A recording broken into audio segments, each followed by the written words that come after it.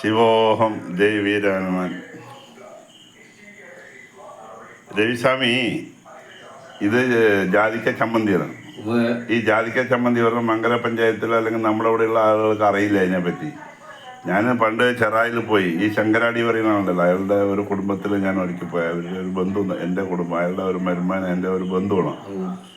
ഇപ്പോഴല്ല, 10-20 വർഷം മുമ്പ് ഞാൻ അവിടെ പോയപ്പോൾ വൈകുന്നേരം അവർ പറഞ്ഞു ഇതിൻ്റെ സ്മെല്ല് ജാതിക്കടെ.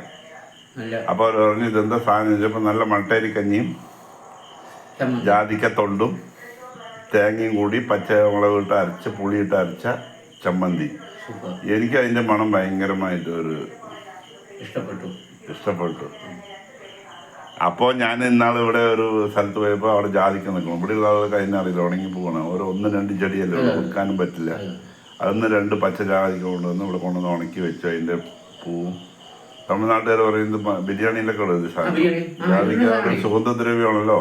പണ്ട് സുഗന്ധദ്രവ്യം തേടിയിട്ടാണല്ലോ ബ്രിട്ടീഷുകാർ ഇവിടെ വന്നത്. ഇപ്പോൾ ഇങ്ങനെയൊക്കെയാണ് കാര്യങ്ങൾ. അപ്പോൾ രവിസ്വാമി, ഞങ്ങൾ ലേറ്റ് നൈറ്റ് വീഡിയോ ആണ്. അപ്പോൾ ഇവിടെ ആരുമില്ല, ഇവിടെ അന്തേവാസികളൊക്കെ പോയി. ഇപ്പോൾ സ്വാമിക്ക് അസിസ്റ്റൻ്റായിട്ട് രവിസ്വാമി ഉണ്ട്. അങ്ങനെ ആളുകൾ വന്നും പോയിരിക്കും. ജീവിതം അങ്ങനെയാണല്ലോ, ടെമ്പററി ആയിട്ട് വന്നും പോയിരിക്കുന്ന ആളുകളാണ്. അപ്പോൾ അതുകൊണ്ട് ഞങ്ങൾ ജാതിക്ക ചമ്മന്തിയും മട്ടയരി കഞ്ഞിയും, പിന്നെ തൊടിയിൽ തന്നെ കിട്ടുന്ന വാഴപ്പിണ്ടി, വാഴപ്പൂവ്, പിന്നെ കാട്ടുചീര, അപ്പ, കൊപ്പ, പച്ചക്കറിയൊന്നും കാശ് കൊടുത്ത് വാങ്ങില്ല. പ്രവാസി പെൻഷൻ തന്നത് ഈ ഗവൺമെൻറ് വന്നപ്പോൾ വെള്ളത്തിലായി. പാവങ്ങളുടെ ഗവൺമെൻറ് പോയതോടുകൂടി, പണക്കാരുടെ ഗവൺമെൻറ് വന്നതോടുകൂടി പാവങ്ങൾക്കുള്ള പണങ്ങളെല്ലാം നിഷേധിക്കപ്പെട്ടിരിക്കുകയാണ്.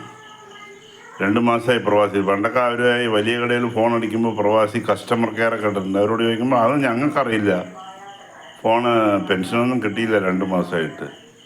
അപ്പോൾ 90% ഈ പെൻഷൻ കിട്ടിയിട്ട് ജീവിക്കേണ്ട ആളുകളാണ്. അവർക്ക് നിങ്ങൾ എന്ന് കൊടുക്കും ഈ പെൻഷൻ?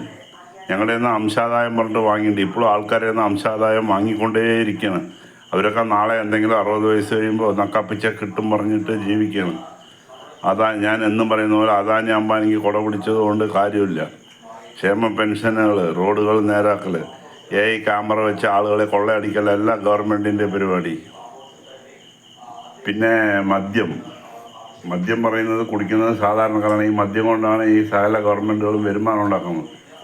അഴിമതി ഇപ്പോൾ ഇന്നലെ ഒരു തമിഴ്നാട്ടിൽ ഇപ്പോൾ അഴിമതി തീരെ കുറഞ്ഞു.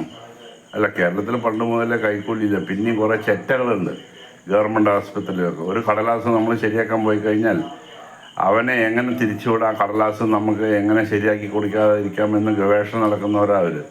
നീ നിരന്തരമായിട്ട് നടന്ന് ഗത്യന്തരം ഇല്ലാതെ ആവുമ്പോഴേ അവർ ആ കടലാസ് ശരിയാക്കി തരുള്ളൂ. അല്ലെങ്കിൽ കിട്ടിയ ശമ്പളം കിട്ടുമ്പോഴേക്കും നേരെ, അതുകൊണ്ടാണ് 1-ാം തീയതി ഡ്രൈ ഡേ വെച്ചത്. ഡ്രൈ ഡേ വെക്കാൻ കാരണം 1-ാം തീയതി ശമ്പളം മുഴുവൻ ബിവറേജിലെത്തും. ഇന്ന് കുടിച്ച് അർമാദിച്ച് നടക്കുന്ന ആളുകളാണ്. ഒരു മുട്ടയ്ക്ക് ഇന്ന് 8 റുപ്യ കൊടുത്തു. അല്ല, അത് പറഞ്ഞത് കാര്യമില്ല. ഇങ്ങനെ ഈ ട്രംപ് പറഞ്ഞ അർമാദി അവിടെ, പിന്നെ അവിടെ ഈ ട്രംപ് അർമാദി ഇറാന് കൊള്ളാനല്ല, ഗൾഫ് രാജ്യം പറഞ്ഞു കഴിഞ്ഞാൽ എണ്ണയുടെ വിളനിലമാണ്. അപ്പോൾ ഈ പറയുന്ന അവിടെ ഇങ്ങനെ ഇവരെ ഇങ്ങനെ ടെമ്പറിൽ നിർത്തി ഈ പറയുന്ന സൗദി അറേബ്യയുടെയും ഖത്തറിൻ്റെയും UAE-യുടെയും ഒമാൻ്റെയും കുവൈറ്റിൻ്റെയും 5 രാജ്യങ്ങളാണ്. ബാക്കിയൊക്കെ ദരിദ്ര രാജ്യങ്ങൾ, ജോർദാനും ചെറിയ 5-ൻ്റെ ബേസിയിലൊക്കെ രാജ്യങ്ങൾ. അപ്പോൾ ഇവരുടെ ഇങ്ങനെ അവരുടെ എണ്ണ വിറ്റ് കിട്ടുന്ന കുമിഞ്ഞു കൂടുന്ന കാശിനെ കൊള്ളയടിക്കണം.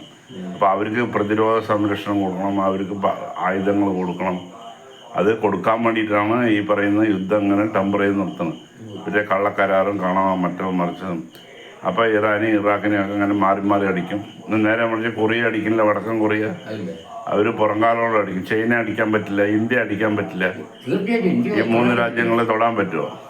പറ്റില്ല, കൈ പൊള്ളും, കിട്ടാനൊന്നുമില്ല. അതുകൊണ്ടാണ് ഈ അർമാദികൾ ഇങ്ങനെ കിടന്നത്. ഇതൊന്നും ജനങ്ങളറിയില്ല. ഇവർ ലോകം നന്നാക്കാനല്ല, അനേകായിരം ആളുകളുടെ ജന്മം പാഴാക്കാനാണ് ഇവർക്ക് അറിയുള്ളൂ. സ്വാമി മറ്റന്നാൾ ഇവിടേക്ക് പോകണം. കുറ്റാലം, തെങ്കാശി, പാലരുവി, ശുചീന്ദ്രം, കോവളം എന്നുകൊണ്ട് അവിടെ ഒരു വയസ്സായ ഒരു അമ്മ മരിച്ചിട്ടുണ്ട്. അപ്പോൾ അവർക്കൊരു കണ്ടോളൻസ് അറിയിക്കണം. പിന്നെ ജാനകിക്ക് നന്നായിട്ട് കണ്ടോളൻസ് അറിയിച്ച ഒരു ലേഖനം ഇട്ടു. ഇവിടെ ആർക്കും സ്വാമി എഴുതണമെന്നും മനസ്സിലാവില്ല. സ്വാമിയുടെ നോളേജ് ഇംഗ്ലീഷ്, ഹിന്ദി, മലയാളം. അപ്പോൾ എന്നോട് ഒരാളോട് നിങ്ങൾ നിങ്ങളെ തന്നെ പുകഴ്ത്തണമെന്ന്. പിന്നെ ഞാനല്ലാണ്ട് നാട്ടുകാർ പുകഴ്ത്തോ? ഞാൻ തന്നെ പോഴ്ത്തണം എന്നെ. ഇത് നമുക്ക് അപ്പോൾ അങ്ങനെയൊക്കെ പറഞ്ഞാലേ നമ്മൾ വായിച്ച് നോക്കൂ. അപ്പോൾ ക്ഷേമ പെൻഷനുകൾ കൃത്യമായി കൊടുക്കണമെന്ന് അഭ്യർത്ഥിച്ചുകൊണ്ട് നമ്മുടെ ശിഷ്യൻ രവിയെ കാണിച്ചുകൊണ്ട് ഒരു good bye dears, have a nice day and good night. അപ്പോൾ മെസ്സി അങ്ങനെ ഇങ്ങനെയും ഞെങ്ങി സെമി ഫൈനലിലേക്ക് കടന്നിട്ടുണ്ട്. ഇംഗ്ലണ്ടിൽ നിന്നും അത്ര പോരാ. എൻ്റെ കാഴ്ചപ്പാടിൽ ഒന്നില് സ്പെയിന്, അർജന്റീന, ഫ്രാൻസ്, ഇതിൽ മൂന്നിലേതെങ്കിലും ഒന്ന് ഫൈനലിൽ വരും.